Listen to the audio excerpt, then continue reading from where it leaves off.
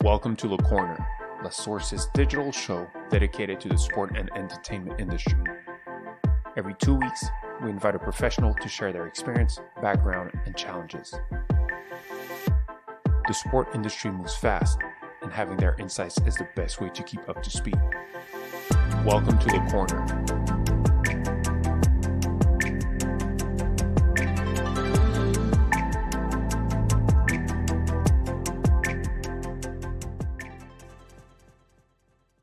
Hey everyone, very happy to have you here for a new episode of Le Corner, our international series. Today, I'm very happy to be joined by Ross Tanner. Hi, Ross. Hi, Sam. How you doing? You okay? Pretty good. How about yourself? Yeah, very well, thanks. Just moved house a few weeks ago, so busy with that and finally settled. But yeah, really looking forward to speaking with you on this podcast today. Well, we're also glad to have you here. Quite a story, so a lot to tackle here. And also very happy to be joined by David. Hey, Dave, how are you? Hey, Sam. Hey, Ross. Very good, very good. Terrific. So, Ross, for those out there who don't know you, can you give us a quick introduction of yourself? Yeah, so for those that don't know me who are listening to the podcast today, so my name is Ross Tanner. I'm the new business and sales director for Pixellot. I have two responsibilities with Pixellot, one of which is to develop new business opportunities with our global partnerships. So those predominantly with some of the big agencies that you'll be very familiar with, Sam. So people like Sport Radar, IMG, Genius Sports, and my old company, Stats Perform. So really looking at different opportunities that sit within those, whether it be on the low latency streaming side, whether it be through coaching services that we provide. So that's my kind of sort of main remit across those global agencies. In addition to that as well, I'm also responsible for the UK market here in terms of growing the sales that we have in this market. So that's me in terms of my kind of responsibilities currently. In terms of me as a person and my personal background, so I have a wife and a 15-month-old daughter called Mia. I spent 15 years living in London before, as I mentioned previously at the start, moving to Surrey recently. I grew up in a small provincial town called Shrewsbury. For those who are perhaps international listeners, it's on the border between England and Wales, so just inside the border of England. I'm a huge football fan. That's kind of shown in my CV and my work experience. What is your team? What is your team for everybody to judge you from the get-go? Yeah, so it's Shrewsbury Town is my team. So they're in the third tier of English football. So as everyone will probably know, it's the Premier League, Championship, and League One. So the guys that are in League One. So I spent a lot of my time in my youth watching the games, going to home and away games all the time, and I still to this day actually, COVID aside, go to quite a lot of the games based here in London. And obviously my family are still based up there, my parents, my brother and their family. So I try and get up there to 4 or 5 games a season. So yeah, that's kind of me in terms of background. So I'm sure a lot of us have discovered this club with this introduction. But yeah, just to give a little bit of background. So you're currently at Pixellot, but what's interesting, and as you mentioned, you worked with Stats Perform before, but you also work for a league, a club, a content production house, data provider, now video hardware. You've kind of done it all in the sports environment. Yeah, I was when sort of looking and preparing for this podcast. So I was like, you actually take a step back and think, actually, for the 15 years of industry experience I've had, I've been really lucky to work for, as you say, a club, a league or federation, a data provider, and a production house. And so each are hugely rewarding places to work and all have their own sort of differences in terms of the way they operate. I mean, look, with the EFL, for example, you get to really understand how a league works and operates from the full end to end in terms of the way that the fixtures are all planned out, the way that the commercial operations work to appease all the 72 clubs, how they deliver cup finals, so the EFL Cup, the EFL Trophy and the playoff finals. It's a huge operation, and it's politically quite challenging, I think, as well, to drive revenue for the member clubs. Look, as you probably know, you've got someone like back in the day when I was there, you have people like, clubs, should I say, like Leeds United, Nottingham Forest, who have been hugely successful in English football over the years. And then you've got my club, Shrewsbury Town, or even clubs in League Two that have very different budgets and aspirations in terms of the way they want to sort of look at the game. It's also hard, like, other than that, just the way the EFL is structured, right? It's not an American league where it's all closed, where it's for the EFL to pick up the tab and, create the growth for everyone. Yeah, exactly. It's effectively all the money is generated from those finals, from title sponsorships, all goes back to the clubs. Obviously, there's operational costs within the league itself, but effectively, it's all given back to the clubs. So it's tricky, but it's a hugely, like I said at the start, a rewarding place to work, and it really kind of gave me a real kind of eye opener into that world. Really, I had a really good job there in terms of working with some of the rights holders that work with the EFL at the time. So Sky Sports, BBC did the highlights program, and Pitch International, who did all the international distribution. And I was also part of the team as well that developed a YouTube network for all of the 72 member clubs. And that was a great sort of learning to help work with those clubs to understand or learn with, should I say, how to educate them to produce video content on that platform. And I'm going back to sort of the 2013, 14, at that time when video and social was really changing. And it was trying to get clubs out of that kind of an official voice tone, if you like, that you have when you work for a club, and trying to sort of be a bit more fun and engaging with your audience to appease to that younger demographic. That's the bit, I think, where I think it was good. And I think that's what a lot of good YouTube clubs do at the moment in terms of what Manchester City have done over the years. We try to sort of replicate that with some of the clubs. And I think what you do see is a good set of clubs, even to this day, really kind of evolving their video on YouTube and in social. Yeah, absolutely. And also the confinement was a great opportunity for a lot of those clubs of creating their own direct-to-consumer platform, because they had the right for some extent of time. And actually, some of them did really well in generating profit out of those direct-to-consumer small white label environments. Absolutely. Yeah, absolutely. And so overall, which side of the table do you prefer sitting on? What was the most exciting experience to date? Yeah, I was thinking about this, and I think it's really tricky to answer. I mean, I love the creative process of television production. It's extremely rewarding. I love planning a live production. I love developing it, and I love executing it. And it was really, I got to a stage of my career probably about 6 years ago, slightly longer, 7 years ago, where I was in a fortunate position where I was traveling to European away games with Chelsea Football Club, on the plane with the players, interviewing players such as John Terry, Ashley Cole, Frank Lampard, Carlo Ancelotti at the time. It was great. It was really rewarding. But I think it reached a ceiling where, when you, as you know, Sam, when you have family and kids and commitments, you just think about, okay, is it best to kind of evolve what I'm doing and maybe look at other things? So yeah, I think the commercial side, as you know, Sam, it's rewarding, it's challenging, but I think ultimately what I sort of came down to is where do I see myself in the future? And I always thought to myself that the commercial world was something which was really interesting and exciting, and if I can combine the creativity of what I did in production with what I'm doing in the commercial world, I just felt like I could add a lot of value to that kind of area. And that's probably one of the main reasons why I moved and shifted into the commercial world. Yeah, and I'm pretty sure that this background is really like helping you like every day, like when you have like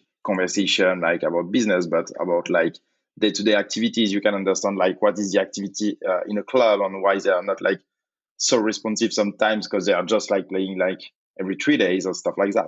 100%. Yeah. So, I mean, the experiences that I had with Chelsea, you understand the the constraints of the club. You understand the areas of focus. Look, the club, when it's certainly on the media side, you are effectively the mouthpiece for the club. You need to ensure that all of the content that comes out of the club is effectively promoting the club. So for someone who wanted to be editorially creative with the content, it sometimes you were kind of held back to a certain level because you had to be that kind of promotional tool. But it was a good learning curve. And look, when I look at selling Pixellot services into clubs or leagues, you kind of, because you've worked at these places in the past, you can tailor your proposition accordingly, and ensure that actually on the media side or the coaching side, this is their pain points, and this is what you kind of are looking to solve for them. And I think for something like Pixellot, where it is an automated set of tools that we have, it enables them to kind of look at it a little bit more in more detail. It's very interesting because I've only done 1 year in a club in the very early stages of my career, but I would never have thought that the way of you finding a better work personal life balance was to move to the startup side of things rather than stay in the big organizations, because it always feels like on the startup side, calendars are much more intense and the hustle is pretty intense. But you're saying that actually, regardless of which side of the table you're sitting on, the volume of hours is very important. It's just very different. In a club, you will work on unusual hours, and on the startup side, it will be maybe longer days, but on a weekly cadence. Yes, I mean, when you're working for a professional club, and you said you've spent a year doing it yourself, it's very intense. You're in a 9-month season. If you take into consideration pre-season, and then even these, less so when I was there at Chelsea, but more these days, there's a lot of post-season tours they do. So effectively, you're taking up the majority of the year in the realms of working within the club all the time, doing different things that you need to deliver as part of your role. Mm-hmm. So it is challenging, for sure. Yeah, it's challenging. Yeah. Interesting. And so now getting back to what you're doing today at Pixellot. So for our listeners who don't know what Pixellot is and what type of organization it is an AI automated sports video organization to begin with. But now it sounds like you're doing a lot more. Like you mentioned, low latency, so very technical aspects of video workflows, coaching services. How would you describe Pixellot in an easy manner for our listeners? Yeah, so Pixellot as a business, so to describe them, or to describe us, should I say, we are effectively an end-to-end production solution. And what I mean by that is we try and deliver effectively from glass to glass a production workflow which is automated to different customers across the world. So by doing that, what we do is we set up a camera in a venue. It will automatically film. Within that workflow, you can add in broadcast graphics, you can add in commentary, you can add in advertising, and then you can also add in streaming off the back end to go to wherever the destination may be. For example, YouTube, Facebook, Twitter. All of that remotely, right? Yeah, so all will be done automatically. So you have to set it up in the back end first in terms of all of the information. But once you've decided upon that, once you're within the football example, within the 90 minutes, then it will automatically do it all for you. Within Pixellot as well, we also have an OTT solution. So the OTT solution where you can, we brand it up for the customer into their look and feel. You can put into the OTT player live content, VOD content, advertising again, and then you can wrap around a payment model to your fans. So it could be pay-per-view, it could be season passes. You may do a mixed model of payments, or you might want to do advertising and give the content away for free. So all of that is done internally at Pixellot. All those components that you just mentioned. Yeah. So all of these components are all produced in house at Pixellot. So our vision at Pixellot is to democratize sport. What we want to do is deliver more sports content at a fraction of the cost.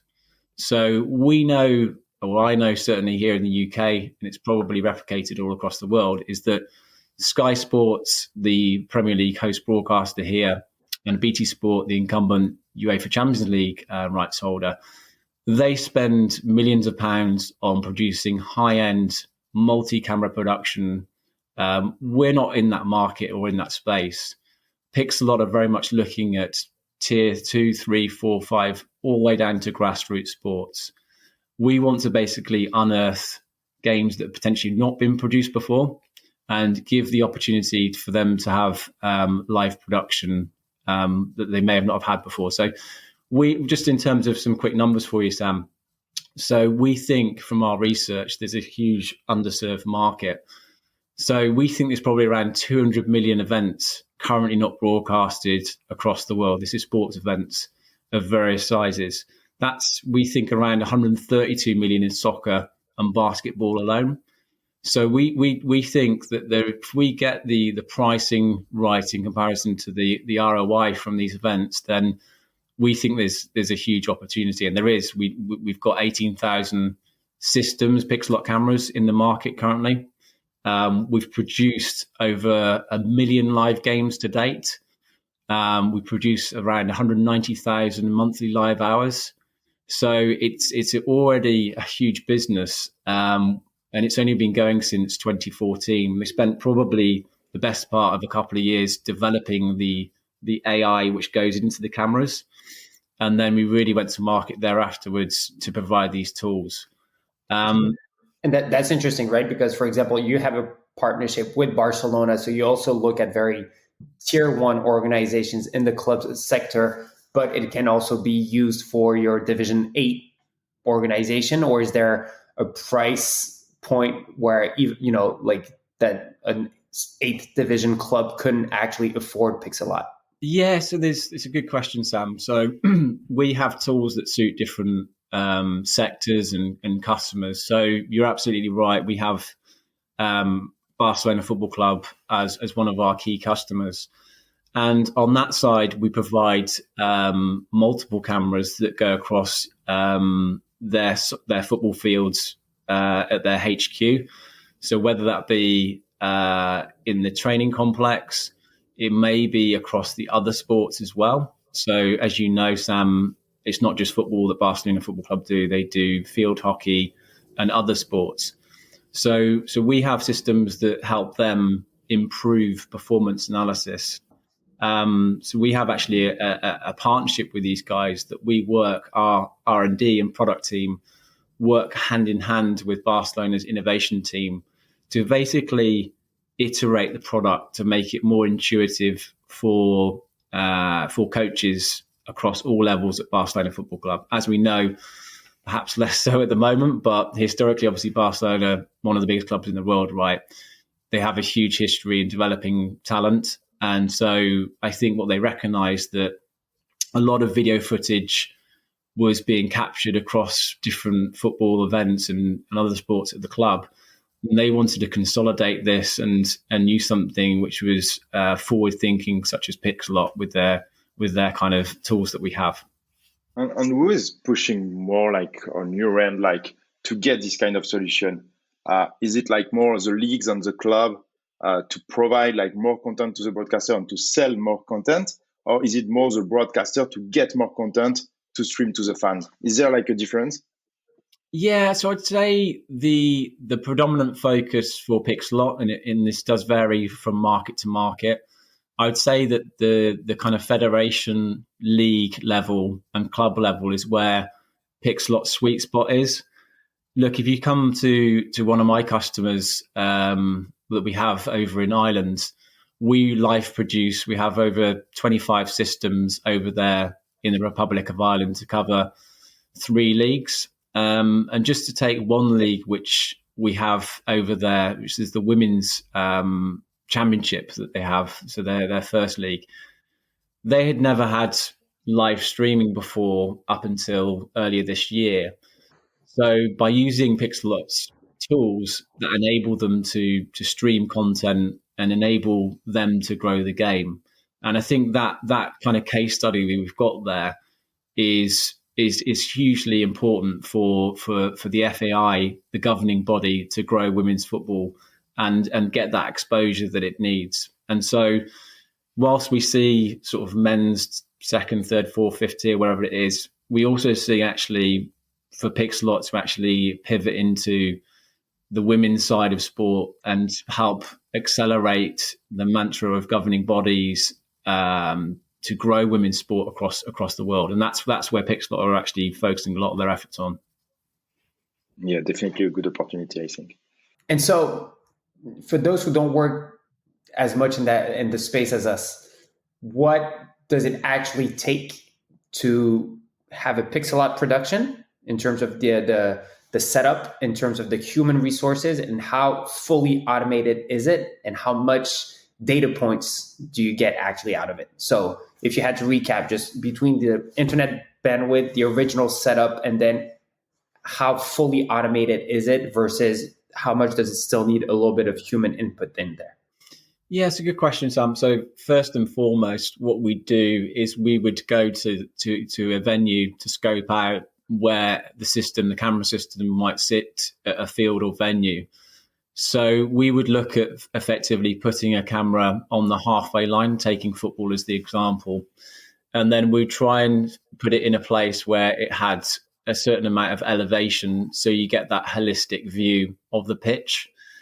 And then what we do from there is install the camera, which would take a couple of hours from one of our guys to install. Then once it's installed, we've connected up into to ensure that it has internet power. So upload speeds to do live production, you're looking around 4 to 6 megs upload speed that we need to do live production. And then from there, once that's all set up, you'll have access to Pixellot CMS, and you can effectively schedule a number of events. So if you are a club, you can, and you know your fixtures for the next 6 months, 9 months of the full season, technically you could actually put those fixtures in the CMS beforehand, choose where your destination is, or it's going to go, the live feed. Is it going to Facebook, Twitter, your own OTT, or the one that Pixellot's created? Then if you could actually effectively let that run as it is. You may want to add in commentary and broadcast graphics. Those two bits are a little bit more of a human touch, but the end-to-end of live production, the way that the algorithm works, it follows the ball as the action happens. So effectively it replicates what the camera guy or camera person would do on a normal camera one position. So that is replicating that experience, and that is truly automated. So ultimately, camera is set up, you have the internet connection, you decide your endpoints based on the calendar of the competition, and then you just have to press play for the content to be distributed on the different channels. It's not even a press play, actually. So yeah. So if you're saying that 3 p.m. on a Saturday, you want to begin that live production, then it will do that. So you could set that 2, 3, 4, 5 months in advance if you want. Yeah, makes a lot of sense. And so are there a lot of clubs out there that actually set it up, no human resource at all, and that actually play their content live week in, week out? Absolutely, yeah. So a lot of clubs all around the world do exactly as I've just described. So some of my clients over in Scotland, they have our full suite of tools that they leverage effectively. So live production, they add in their score graphics, their lower third graphics. Some of them do commentary themselves. They then distribute that content via the OTT that we've created for them. And then they charge for that content. They charge £5, £6, whatever it is, to create revenue for their club. And I think what we did see during COVID, and it's slightly changing now, but I still think there's a good business case for it all, is that they were, for the cost of the systems and the production that we provide, the teams, and we're talking semi-professional teams in Scotland, were tripling the return on their investment, which is a great story for us at Pixellot to showcase actually this can make you cash. Yeah. I bet you get that question quite often. Yeah. I mean, look, it's what we're finding is there is that kind of use case around live streaming, which is predominantly Pixellot's focus, but within the camera head itself, and this is different to what you get from a manual camera person. With a manual camera person, you get that kind of left to right as the action happens, as you normally see on broadcast television. With a Pixellot camera, as you probably know, you have that camera on position that simulates what the camera person normally does at that kind of view. In addition to that, you get two other views as well. So one of which we call a tactical view. And that tactical view is predominantly used for coaching analysis purposes. So taking football as an example again, it would focus in on all players at the pitch. So it give you a more wider view of what's going on. So if you are a coach, you may want to focus in on what's happening at, like, for example, at set pieces, the way that the teams might defend, the way they might do high presses. The coaches can use that video stream automatically to then do their performance analysis. On what? Sorry, Ross. What is the number of cameras you're putting like to get like all these views? Just one, and after you can like duplicate the number of images that you get. Yeah, so we have different cameras that do different things, but predominantly, if you take one of our kind of more popular cameras, it's called Pixellot Show, which is our S1 camera. Within the camera head itself, it's effectively got 4 cameras. So you've got 2 cameras that will focus on the left-hand side of the pitch, and then 2 cameras that focus on the right-hand side of the pitch. And what we'll do is basically stitch together those 4 images to create one image effectively. And then in the back end, what we do using the AI and machine learning is we create those different views that I mentioned. So the broadcast view, which simulates the camera experience, tactical view, which gives you more of a wider view of what's going on. And then the third view, which I've not mentioned yet, is the panoramic view. So the panoramic view gives you another sort of view, which we find with customers can be used for different reasons. So one might be for fans to kind of see a different view. You can actually pinch into the image and focusing on different areas.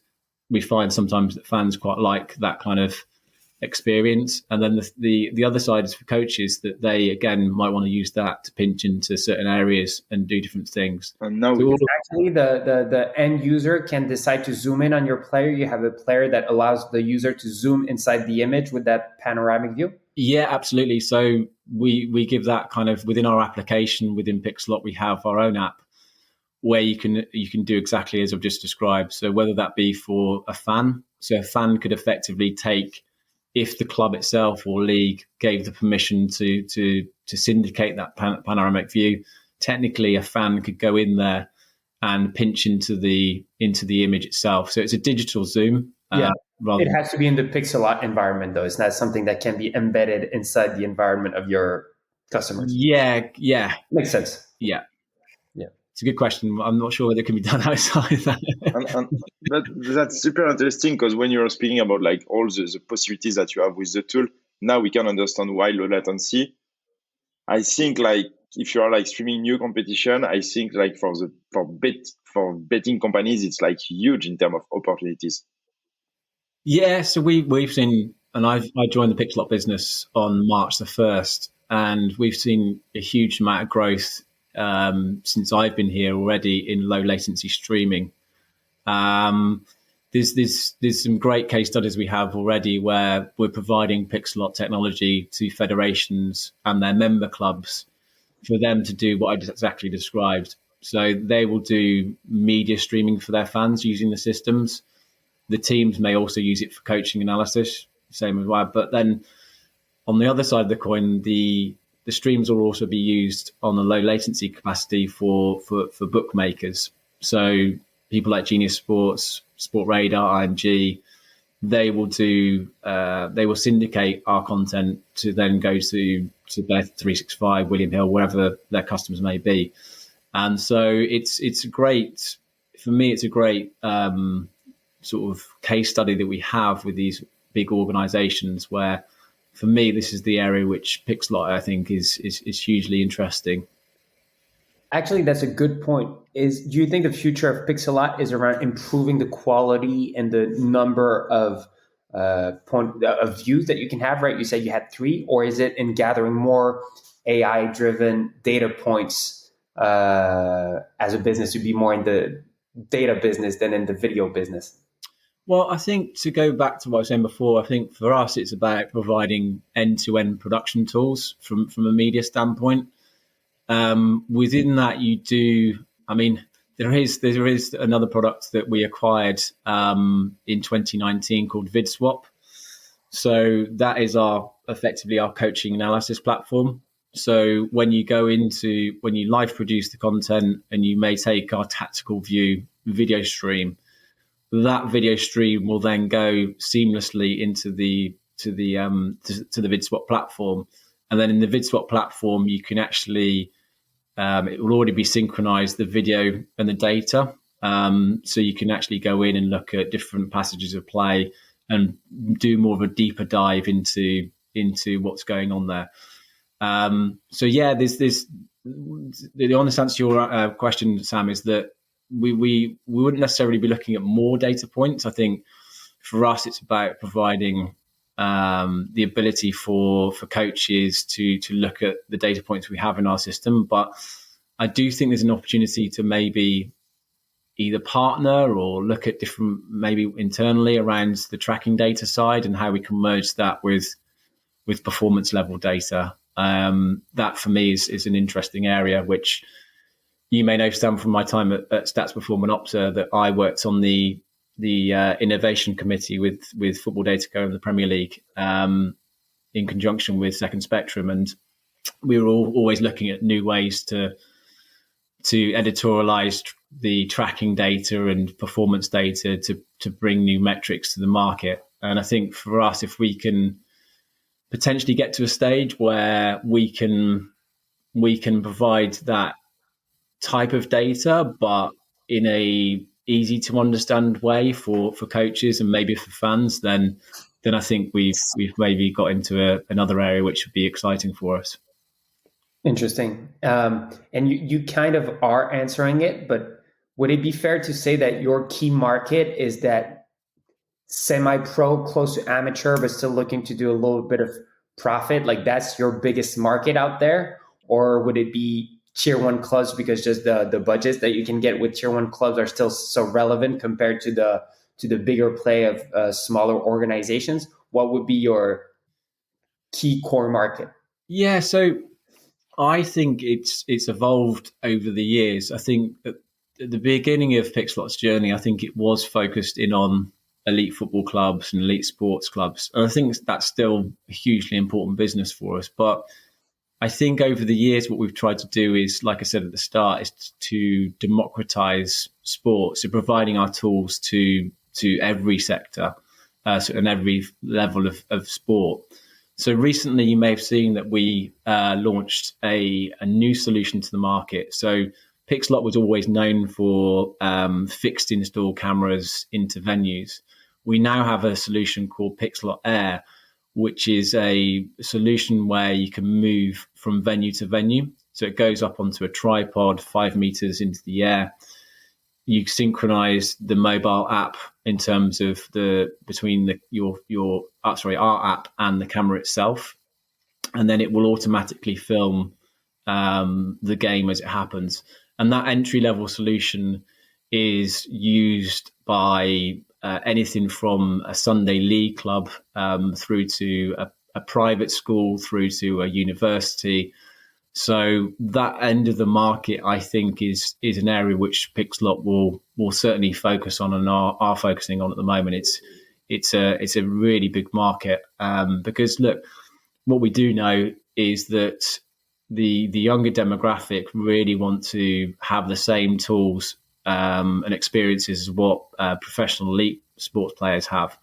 And I think for us, if we can provide the automated cameras and then the data tools to help you improve your performances analysis and provide highlight clips and different things for younger players to do at schools and universities. I just think that bit is the really exciting bit for us, and I think the bit we'll certainly focus on us as a business.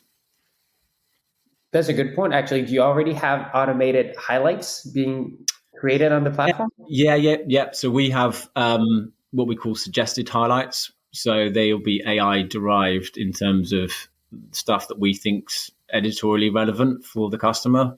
That said, we know if you are working for a club, you may want to have highlights which are more focused in on you as a club. So you may want to have more highlights on your team rather than the opposition team. So yeah, we suggest highlights, but it's ultimately, we know that, certainly for me as working in production in the past, you want to ensure that you have the right editorial tone of your highlights really for your fans. Yeah.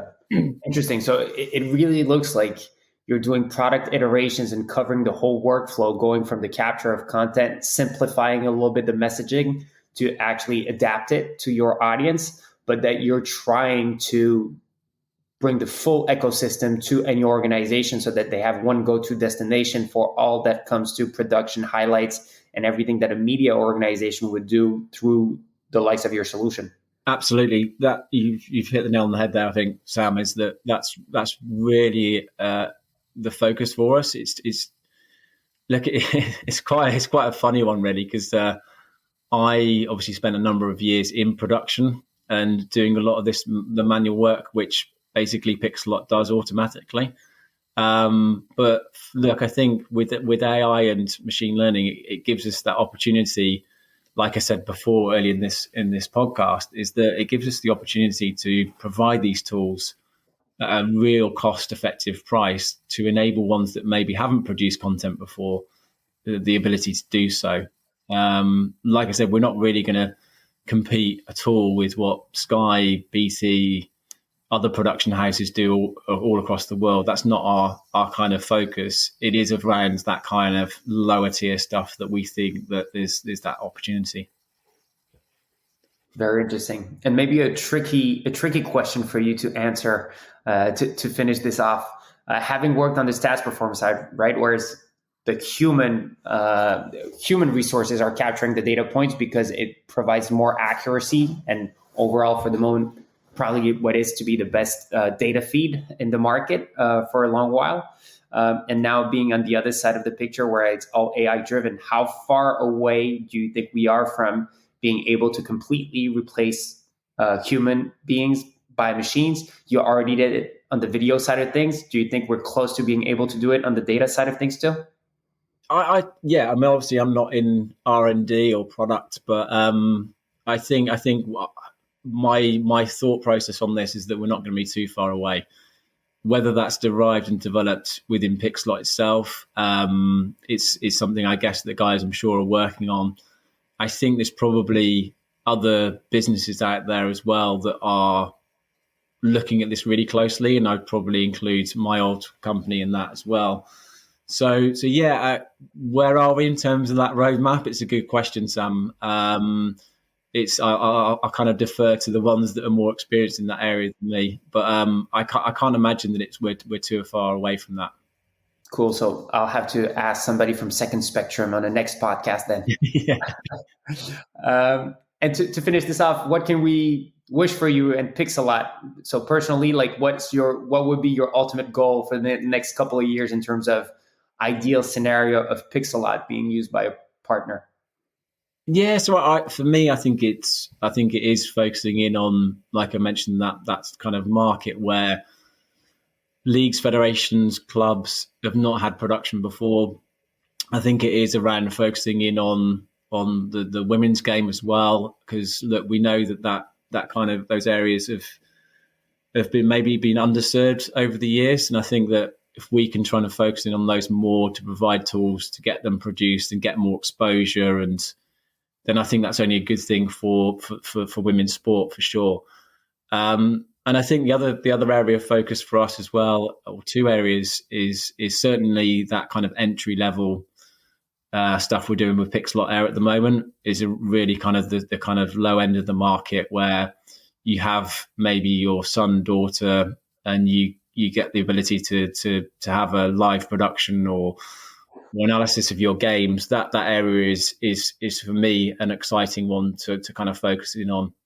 And then just finally around the low latency stuff we do with the big agencies, I think that area is again the business model we have with these agencies and working closely with federations and leagues and their clubs is an area which I think that we'll focus in on quite heavily over the course of the next 1, 2, 3, 4, 5 years. Yeah, I'm sure David, as a former poker player, can relate to that last element of the thing. The one on getting the highlights of all the goals of my kids as a father, and probably on your side too, is the one that resonates the most. And I'm willing to pay a decent amount of money. So for the technology that will bring it to market to allow me to have all the goals of my kid when I'm missing out on his matches, I'm here to pay for it. Because all the big clubs needs to see that already. Yeah, absolutely. I think when you're professional and you've got a busy job and you're traveling and you're working late and you've got kids that are playing on a Saturday, Sunday evenings, when you're maybe not always there or can't always attend. For me, this is where the Air solution comes into its own. If you've got the ability to have those highlight clips, to then through our application, you can access it, and then a family member can look at a goal that maybe had been scored by 30 yards. Now, if you weren't there in the past, then you would never have that opportunity to see that goal. But now with our solutions, you do have that ability to do so. Yep. I see a huge potential there. Ross, it was great having you, great exchanging and understanding a little bit the journey of Pixellot and the progress of the technology, because I don't even know if we can still call it a startup at this stage, scale up at the very least, and giving the size of the company and the number of prestigious partners that you have now. But it was great exchanging with you. Hope you had a good time too. No, Sam, it's really, really good to talk through everything on the podcast, and many thanks for having us on. Nice. David, any final word? No, always good to speak with you guys, See you in the next episode. Thank you, everyone. Hope you like this episode. You know what to do. Share it with the people around you if you like it. It's available on any podcast platform. So always happy to have you here and look forward to having you for the next episode. Le corner.